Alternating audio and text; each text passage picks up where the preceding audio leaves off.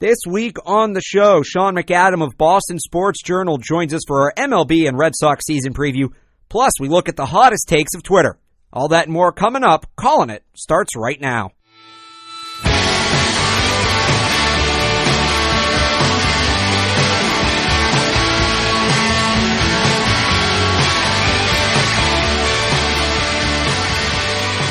Welcome into the show. Alex Barth, Alex Lebowitz with you. This is the Calling It podcast, powered by CLNS. It's one of those days out, Lebowitz, where you look out the window, you're driving in, and it looks absolutely beautiful. And you get out of the car, it's like 30 degrees. Yeah, I woke up, 4 a.m. wake-up call for me, and frost all over my car, like 28 degrees. Somehow, though, baseball starts in 4 days. It does. Yeah, the 28th, Thursday. I can't wait. And, of course, that makes this our MLB and Red Sox season preview episode, so Let's get right into it. We're joined on the phone by Sean McAdam of Boston Sports Journal. He is down in Fort Myers covering the final days of Red Sox spring training. Sean, how's sunny Florida? It's been fine. It's nice weather, but I have to say I know what you guys are dealing with back there, but I'm looking forward to getting home in about 9 days. Yeah, it's been a long stretch. It's going to be a little different. You might want to dust off the coats when you get back here. But yeah, I'm keeping a sweatshirt to bring with me on the trip home. The Red Sox will be coming. They'll start actually in Tampa and then come back. But still waiting to see who the final members of the team will be when they make that first trip over to Tampa. As we record this on Monday afternoon, the Red Sox are at 30 players. Do you see any surprises before they cut the roster down to the final opening day group? Well, I would say the one surprise that we know of, and that comes just a little while ago, is the news that Marcus Walden has made the team. And they're probably somebody, a lot of people, even pretty diehard Red Sox fans, are asking who that is. He's been a journeyman guy. He's never made a major league appearance. He's 28 or 29, but he pitched very well this year, and he essentially beat out Brandon Workman in something of a surprise for a bullpen job. He had been stretched out a little bit where he was starting a little down here, but was very effective. He's got plus velocity of 96, 97, and I would expect that his stay is not going to be long because by the time the Red Sox get home, they're going to be close to getting ready to activate two guys that were put on the DL today, both Drew Pomerantz and Eduardo Rodriguez, who are getting healthier, but still building up some arm strength from some setbacks here. Rodriguez, the knee surgery that he underwent last October, and Pomerantz, the strained flexor tendon that he suffered about 3.5 weeks ago. But they'll be ready to pitch relatively soon. So Walden's stay will probably be brief, but at least an opportunity to be in the big leagues for a week or 10 days. And that's kind of a nice story at the end of spring training.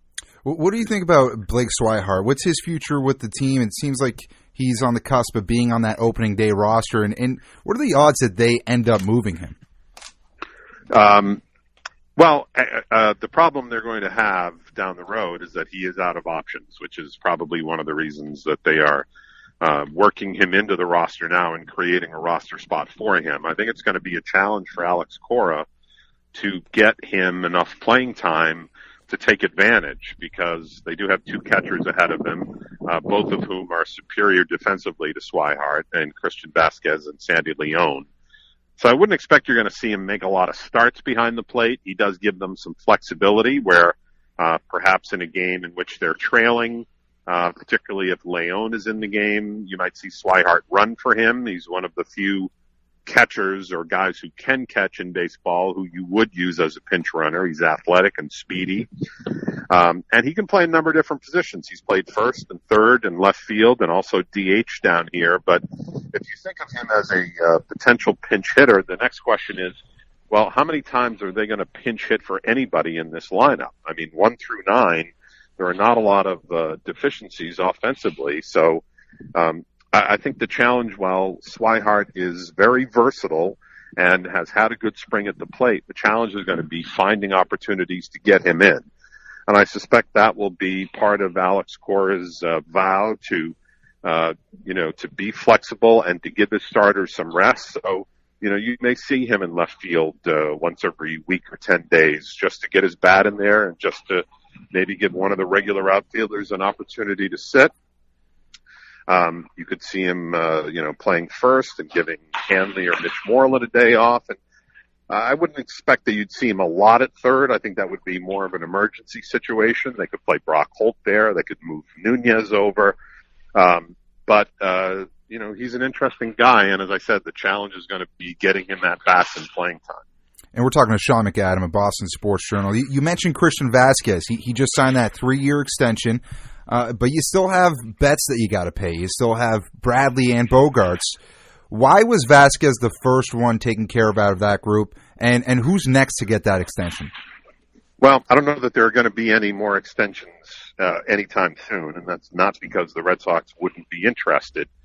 But let's start with both Bogarts and Bradley, both of whom are represented by Scott Boras, who generally, philosophically, opposes those kind of contract extensions with, a few years of arbitration left and free agency coming up on the horizon. Boras's belief, and it's hard to argue, is that you do better on the free agent market with 30 teams bidding for you than you are in taking the security of a long-term deal. Now, every once in a while, there's an outlier of Boras's that contradicts that. Jason Varitek ended up signing one of those deals.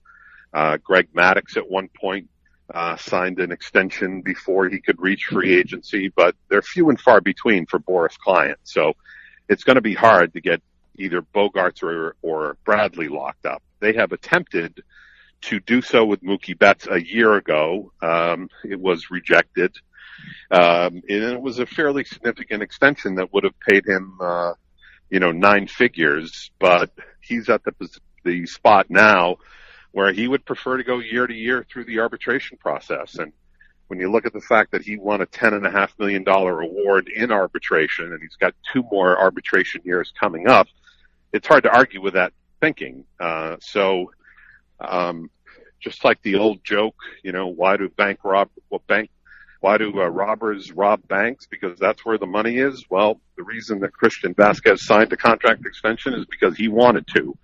And I think some of those other guys are kind of holding off. And, of course, the Red Sox have to be careful with the money because of how much they have locked up in the starting rotation, both in the present and the future. And even with all that money pumped into that spot, you mentioned earlier a couple of those guys, Rodriguez and Pomerantz, will open the season on the DL. Stephen Wright facing a suspension and then possibly DL time as well, or vice versa. What are the Red Sox doing, and do you expect them to do anything in the first couple weeks of the season to address their organizational starting pitching depth, or is that something that may linger into May or June and we'll see a Doug Fister type of signing? Yeah, I think it's more likely the latter. Once everybody's healthy, you have, the 3 big starters of, let's put Drew Pomerantz in that group as well. He won 17 games last year. Mm-hmm. So if you have those 4 guys healthy, then you've got Price, Sale, Porcello, and Pomerantz. And then Eduardo Rodriguez comes back soon after with the knee. So that's 5. Stephen Wright, once he serves his 15 games, that's 6. Brian Johnson gives you a 7th starting pitcher. And maybe when Walden is optioned back to Pawtucket and continues to start, they regard him as another depth starting option. To say nothing of Hector Velasquez, I have my doubts about him and his ability to really keep them in games at the major league level. You may get a start, maybe 2 at the beginning of the season. I don't know if you could count him as a guy that is really reliable. But I think for now, with the way Brian Johnson has thrown the ball this spring, the emergence of Walden, and then the return to health soon or active duty in Wright's case with the suspension, you do have 7 or 8 options, and you need that to start. Whether they feel they need more, will depend on the health of the other guys and how some other guys progress. Again, we're talking to Sean McAdam of Boston Sports Journal. He is in Fort Myers with the team as they wrap up spring training, and Alex Cora wrapping up his first spring training with the team, at least as a manager. The Red Sox have had an interesting history with first-year managers their last couple. Terry Francona won a World Series his first year. Bobby Valentine was, I think it's safe to say, an unmitigated disaster. And then you came back and you had John Farrell win a World Series in his first year. So we're just a month into the Alex Cora era in Boston, but what did you make of him through his first spring training? What were your initial impressions? Yeah, I think you have to come away impressed. He brings a lot of energy to the job, and I think some of the things that they had emphasized, which include, maybe better and more direct communication with the players, being able to relate to the players. He is not that far removed from his playing career. He is, I think, the third youngest manager in the big leagues at 42. So all of those things make it easier, I think, for him to talk to these players and for the players to feel like, that he has an open door policy and he's available and accessible. It's really hard to judge somebody's in-game moves and managers' strategy in spring training. You're dealing sometimes on the road with rosters that are far from major league caliber. You've got a lot of kids that are going to be playing in Portland and even below, for your available players on a given day. You're restricted by how far pitchers have come along in their arm strength and pitch count, so you don't stay with them as long. You almost can get no read at all from how a guy is going to manage in spring training because the conditions and the dynamic is so different. But I think you can get a sense of how he's going to be as a man, as a leader, as someone relating to his players. And on that front, I think he's made a pretty good impression. And one more question for you, Sean, real quick before we let you go. Chris Sale got hit by that line drive over the weekend. He said that he expects to start opening day. We really haven't heard much since, but from what you've seen, is that a bullet dodged, or is it something to keep an eye on? I suppose it's something that you have to keep checking in on, but they have no concerns. Sale had none an hour and a half after it happened. He said it was no different than being hit by a pitch. He got it on the hip. There was some soreness, but it's a contusion and nothing more. He long tossed yesterday and was supposed to throw a bullpen today to help build up that arm strength. There was some talk initially about, because he had only thrown 20 or so pitches before that incident happened, of getting him in a camp game or a controlled environment or, live batting practice. But he didn't feel he needed that, so he long tossed yesterday. I don't know how the bullpen went today, but he was in the clubhouse and seemingly okay. So it's always a little scary when your number one starter gets hit on by a comebacker like that. But I think dodged a bullet is the perfect description for what went on and where he is now. And Red Sox fans breathe a big sigh of relief. He is Sean McAdam. You can read his work at bostonsportsjournal.com and follow him on Twitter at Sean_McAdam. Sean, enjoy your next couple of weeks in Florida, and we look forward to hearing from you throughout the season. Thanks, guys. Thanks for having me on. Callin' It is brought to you by American Broadcast Coaches, training the next generation of media talent and communicators. For more information, check out AmericanBroadcastCoaches.com.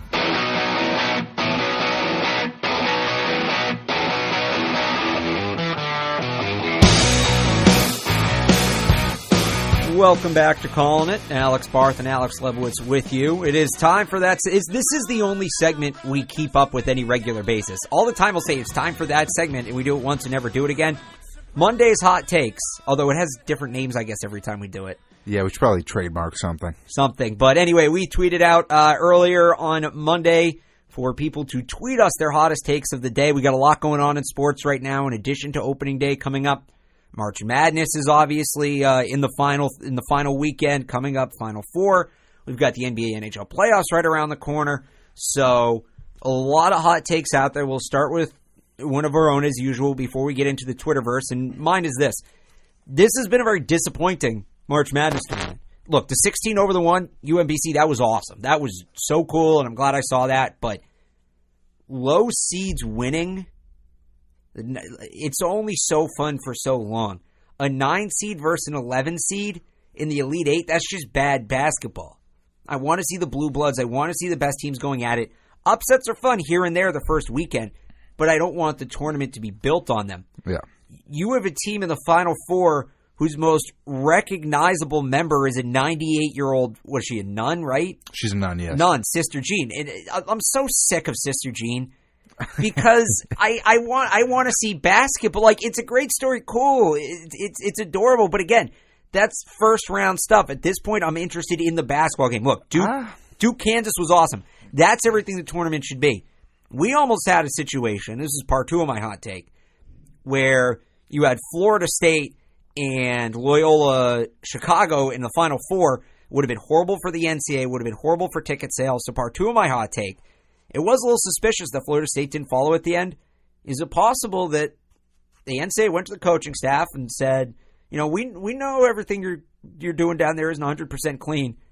We can be a big problem for you, or you can just lose this game and let it all go. That's a hot take. And it's the NCAA, so you can't rule it out. But overall, I think outside of that Duke-Kansas game, very disappointing tournament so far. I think there's this type of thing where a lot of people, and I'm one of them, who says when you have a season where it's tightly, you know, it's very competitive and there's no clear front runner, it makes for a better tournament because it makes the tournament that much more competitive. But like, who are we really watching? Who are we really looking out for? Who's the stud in the tournament? And there's probably a few guys you can point to, but overall, it's not really appointment viewing. You don't have one team where you're like, they're great and I can't wait to see them. Loyola Chicago is probably the team that you look at and you're like, yeah, I'm rooting for them. I want to see them go far. Nope. And then Sister Jean, you don't, but you have Sister Jean, who I disagree with you. I think the further you get in, the more you have to give her screen time because she's clearly the mascot. They're clearly rallying around her, and I want to hate her. I want to not like. I want to be that guy. So do it. I can't. I just can't force it. I think she's a sweet lady, and I like her. You've gone soft, my friend. I'm sorry. I just can't. And a lot of people are doing it. They're saying it's enough. It's enough. Get this lady off the screen. It is enough. She looks like a witch, whatever. We've heard it all. Maybe that was me who said that last part. But she's a sweet old lady. I heard her speak. She still has it. But you know who I'd rather see than Sister Jean? Marvin Bagley, DeAndre Ayton, any one of these. This is supposed to be such a great year for prospects. Michael Porter Jr. I'd rather see even Trae Young, who I think is overrated. I'd rather see any of these guys on my TV on Saturday than a 98-year-old woman. I just rather would. I want to see the better basketball. All the best players in the nation, for the most part, are done. Yeah, and you have like Devontae Graham, and he's the only one left to me that sparks any interest. Yeah, because he's been there for a while. I agree with you. It could be more star-studded, but it is what it is. And I think there's truth to the fact that March Madness is hyped. You've brought that up in the past. All right, your hot take. My hot take. Okay. So I had an original one, which was about the Yankees. It wasn't hot enough. I did some thinking. I reflected. And this is just a complete coincidence. Robert Kraft is meeting with the media today. My hot take, and today is Monday. And I can confirm he said this before the meeting. I saw this on Twitter. My hot take is that after this upcoming season, Robert Kraft will relinquish all control of the Patriots to his son, Jonathan. And there's a few reasons that I think that. And this isn't just a hot take. I think this is a realistic possibility. Everything that's transpired. How can you look at this team and look at where the direction it's going in and not think that this era is coming to an end? People talk about Brady retiring. They talk about Bill Belichick retiring. What about Robert Kraft? When's he going to be done? The man's in his 80s, or he's 79, 80 years old, whatever it is. Might be even older than that. He's got to step away at some point. Wouldn't it make sense for him to do it, within the next 2 years, 3 years? I think he wants to step away on top. I think he wants to give the "We Are All Patriots" speech one more time. If they win the Super Bowl this year, I think there's a lot more credence to that. But he gave no indication today that was coming anytime soon. I don't think he would, but I think he's going to be the owner well into his 90s if he's still alive. So what's going to happen first? Kraft retires, Belichick retires, or Brady? First, I think Belichick. I think it's going to go Belichick, then Brady, then Kraft. Okay. You see, and then he will be owner by name into his 90s. But I think right now he has control. And obviously Jonathan is getting more and more trust from him, and obviously he trusts the guy. He's his son. But I think we're going to see him step in and have a much more heightened role and really be the face of that ownership group within the next couple of years. I don't know. I think we'll see Jonathan take a bigger and bigger role, but Robert Kraft seems like the kind of guy that doesn't want to retire, right? His work gives him a reason. He seems like a guy who wants a reason to get out of bed in the morning, wants a reason to, wants to have that platform for all his philanthropic interests and all that, which, by the way, kudos to him. for flying the kids up on the plane over the weekend. Absolutely great move by him, but I think he's going to be around for a bit. All right, let's move on to the Twitter takes. Those sent in. First one comes in from Nick Mecca. I feel like we have this take every time we do this segment in some way, shape, or form, but here it is again. Tim Tebow will play in the MLB this season. I buy that. Maybe in September they bring him up. Not before September. No, definitely not. I think the only way he's called up is if the Mets are completely out of it and they have really nothing else to play for. I'm like, all right, let's bring this guy in, try to sell a few tickets. This is something that will sell. We'll make money off of this. We'll make more money off of his merchandise, all that stuff. I could see it happening, and the uproar is going to be amazing. It's going to be so annoying. It will be hilarious. All the baseball freaks are going to be coming out of the woodworks and just start yelling at the Wilpons. But yeah, I think this is a possibility. I wouldn't put my money on it, but I could definitely see it happening. Look, I could see it, and people have the Mets kind of competing for that last wild card spot. It relies on so many people being healthy who are just never healthy. Yeah. I think they could be out of it come September 1st, and if that's the case, I absolutely think we'll see Tim Tebow. Now, it won't go well, but I think we'll see him. John Sokoloff tweets in, the Celtics will lose to the Bucks in the first round of the playoffs. Hashtag steamy. That is hashtag steamy. It is. Look, I've said it. I said it going back to last season. I've said it on this show quite a few times. The Celtics are a better team than the Bucks, but that matchup never bodes well for Brad Stevens. No. The Bucks are always a thorn on the Celtics side. If they don't have Kyrie, and if they don't have Marcus Smart, if Jaylen Brown's still working his way back, which based on the game against the Kings, he seems fine. But if the Celtics have a couple missteps, I could absolutely see them losing to a team like the Bucks. I mean, and this is I had him clarify this. This is if Kyrie is not back. He won't be back until the second round. If Kyrie's back, I think they should be okay. But yes, without Kyrie, that is a legitimate concern for me. I have a counter hot take to his hot take. Okay. I think that the Celtics will make it to the Eastern Conference Finals regardless. Wow. I think they're going to make a run. They're winning games right now, and they're playing very well. You realize they'll probably have to play Cleveland before the Eastern Conference Finals, right? Okay, that's the only discrepancy. They're probably going to have to play Cleveland in the second round. If they don't have to go through Cleveland, then they'll make it there. So that would mean that they pretty much have to get the 1 seed in the conference, which I believe they're 3.5 back as of this morning with 10 to play. But they do have 2 head-to-heads left against Toronto, so it's possible. It's possible, yeah. So you think basically they make it to Cleveland, however far that is. They make it to Cleveland. If they don't have to face Cleveland in the second round, they will make it there. I don't think they're going to lose to any other team in that conference, with the exception of Toronto. With the exception of maybe Toronto. Well, they probably have to face one of those 2 teams in the second round. Okay, then maybe not. I can still see them making a run though. If the seeding gets all screwed up, you could see it happening, basically. If the seeding works out in their favor, yes. And even if it doesn't, I think this team is playing very well. I think they're well coached. I think they kind of have that it factor, and I could see them upsetting a team like Toronto because it's not the Golden State Warriors. They are beatable with the roster that they have in place, especially Brad Stevens. I will counter hot take you as well. I don't know if this is a counter hot take. I don't even know if it's a hot take anymore. Counter to the counter. I don't even know if it's a hot take anymore. Honestly, okay. The Bruins are going to be playing once the Celtics are done. Oh, absolutely. They'll be playing for weeks after the Celtics are done. Yeah, maybe not weeks. They're definitely that's a team that's making it to the conference finals. The way they're playing. I think so. Brad Marchand last night. Oh my God, that sequence. They're still going to get Bergeron back. They're still going to get Chara back. They're still going to get McAvoy back. They can rest, like we've talked about on the show numerous times. They can start resting up Tuukka Rask. He's not going to play. I think they're alternating them now, Rask and Khudobin every other game, which is the way to go. Absolutely. So I think a deep, deep run for the Boston Bruins. How about a football take here, Lebowitz? Not very hot. I don't know if this is a hot take. Jason Wexler, the Giants should pay Odell Beckham Jr., spelled out, top money because he's a top player, but not until 2 years from now. He'll eventually end his holdout, in parentheses. Then they can franchise tag him. That's not. There's a lot. There's a lot going on there. Yeah, that's a long-winded hot take. If Odell, he says he's not going to play without a new contract, and if he's not going to play without a new contract, so you just basically want them to pay him to sit on the shelf for 2 years. Jason is what he wants, and even with the tag, he could still hold out. So you want the Giants to waste Odell Beckham's prime? I guess it is. You know what? I guess it is a hot take because that's a ridiculous concept that he's putting out there. Yeah, I don't think. I think it's a little ridiculous.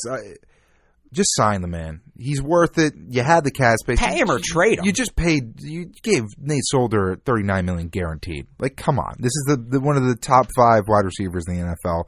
You need him on this team, especially given the fact that you have the number 2 overall pick. You're going to have a quarterback. You need that number 1 target. You got him in your hands right now.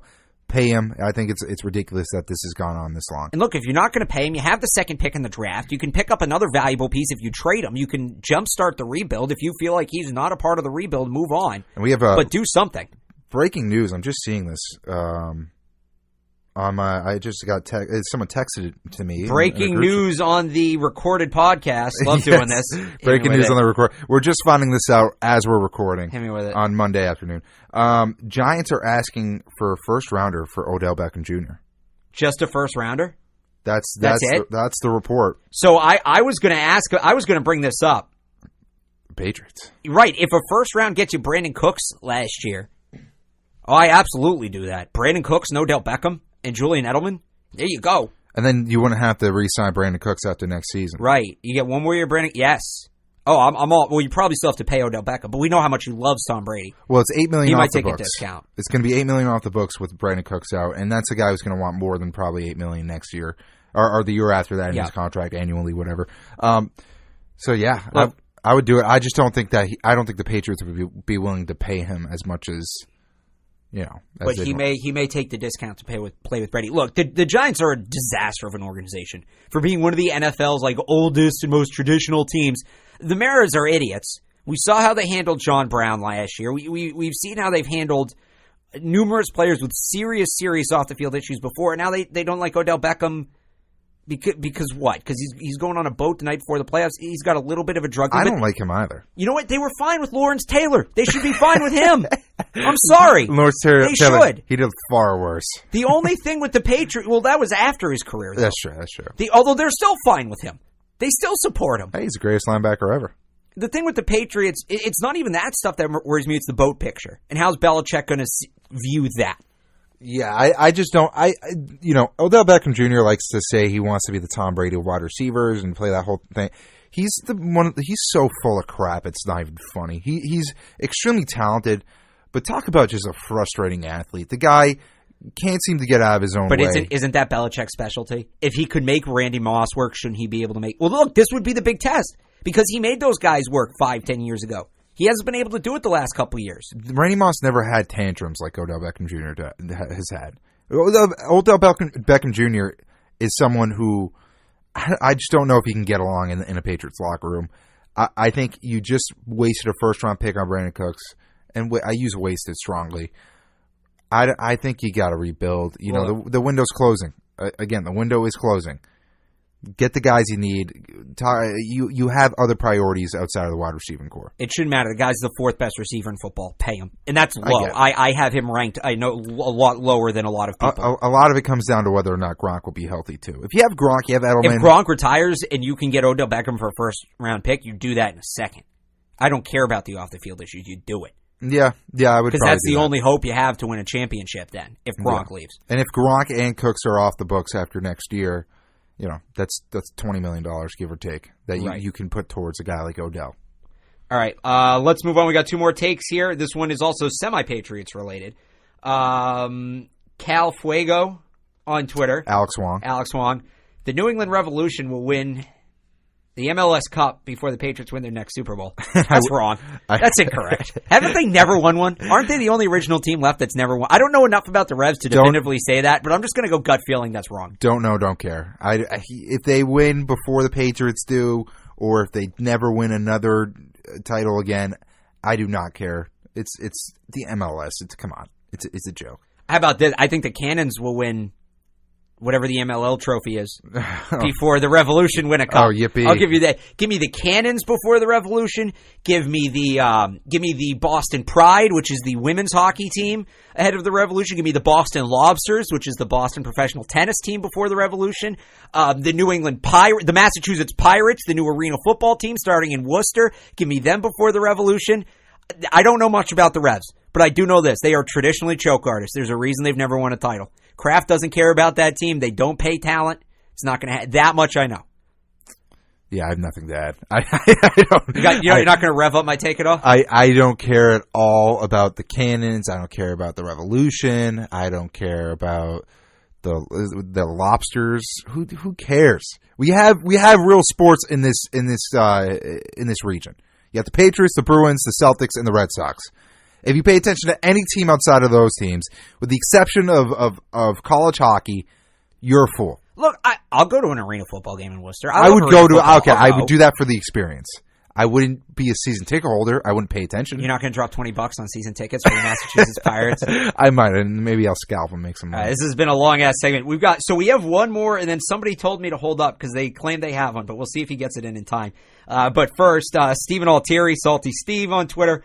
The Yankees will get off to a slow start around 500 mid-May, but still hit the Las Vegas over of 94.5 wins. Also, there's a two-part take. I like the second one. More than 8 concession items will be intentionally thrown on the field during Red Sox-Yankees games, regular/postseason. # return of the rivalry. Here's the thing about that second take. All you need is one fan to throw something, and then you got at least 5 more. Look, it's going to be. I'll kind of bring that take down. It's kind of a goofy take. I'll make it serious. The rivalry is back. There's going to be heated games between these two teams this year. I'm sick of the Red Sox having this faux rivalry with the Orioles. It's such a joke. Who are the Baltimore Orioles that they think they can have a rivalry with the Boston Red Sox? I do hate Buck Showalter. The reason that's such a heated rivalry part of it is because Buck Showalter used to be the Yankees manager, and there's some bad blood there. I don't think that's it. I just think it's the Orioles thinking they're the second best team in the division. Look, I am a total pass on that rivalry, and I am glad we should have Red Sox Yankees. I pray that Chris Sale ends up throwing at Giancarlo Stanton the first time that he faces him this season. I want a pitcher to intentionally throw at a hitter so that there's some brawl this season. I feel like we got another take. We got one more. This is a great one. This is a great Celtics take. This is good. Terry Rozier, Scary Terry, is more, all caps, more valuable than Al Horford. So wrong, but I like it. I'll buy it. I will buy this take. I will buy this take because the one thing that has killed the Celtics in this 2-year run has been the lack of a consistent bench scorer. And while Rozier's not consistent, he's the closest thing they have. I'll take a defensive centerpiece who's the most versatile guy on that team. So Marcus Smart. I'll buy. Okay, and he's more valuable than Rozier too. I don't know about more, but yeah, he is. Marcus Smart is much more valuable. Horford gets a bad rep. He's not super. He is consistent. He's a boring player. Sometimes he gets banged up, and I think that's the reason you see some inconsistency from his game. But he's your most valuable big man by a mile. Although Greg Monroe could be taking over, and he can do it all. He can pass, he can shoot, he can spread the floor. He's decent defensively. He's not a big body by any means, but he does the job. To say Terry Rozier, who can score but can't do much more than that, is more valuable. It's a hot take. I'll give him that. It's a hot take, but it's not true. Look, capital M or all caps more better. Or more valuable? That was great grammar. More better. More valuable? I don't know about that. And again, I have said, and I will continue to say, I think I think Marcus Smart is more valuable than Terry Rozier. But I think the value of Rozier and Horford is closer than the value of Rozier and Smart. I'll say that. So you have Smart over Horford. I think Marcus Smart, value. Not necessarily better player, but you can get guys who do what Al Horford does. They're not easy to get, but you can get them. I don't think so. A guy like Jonas Valanciunas, it's a big who can pass and stretch the floor a little bit. They're hard players to get, but they exist. So you think if right now Smart and Horford traded positions, the Celtics would be more successful than they have been since Smart's been out? I would feel a lot better. So regular season, I don't know. I would feel a lot better going in. If I could have one player for the playoffs between the two of them, it would be Marcus Smart. Because if you get to Golden State or you get to Cleveland, and you get to Toronto, who do you want on that superstar? Who do you want guarding Steph Curry? Who do you want guarding LeBron James? Who do you want guarding DeMar DeRozan? It's not Al Horford. Yeah, that's true. And it's all about taking away the superstar. So, look, regular season, I'd rather have Horford. For 82 games, Horford's going to win you more. But when you get to the postseason, give me Marcus Smart. Okay. Maybe I'm overrating Smart. I've done that in the past. I'm guilty of that. I'm a huge Marcus Smart guy, but that's just where I stand. That makes more sense than Rozier. Rozier is not in the same playing field. But I'll say this to his point. In it's obviously a lot closer now than it was in the beginning of the season. So he's clearly proven that he's more valuable than we initially thought. All right, this has been a wildly long segment, so we're going to wrap it up. Thanks, Evan, for that one. Thanks to everybody who sent in the hot takes. If you want to go back and read them or reply to any of them, we retweeted them all on our Twitter, at Calling It Podcast. Make sure you check us out online as well, clnsmedia.com. Follow CLNS on Twitter, at CLNS Media. We'll be back next week. Masters, right around the corner. A tradition unlike any other. I got goosebumps. So, until then, enjoy opening day, everybody. Enjoy the Final Four. For Alex Lebowitz, I'm Alex Barth. This has been Calling It, powered by CLNS. We will talk to you next week. Goodbye.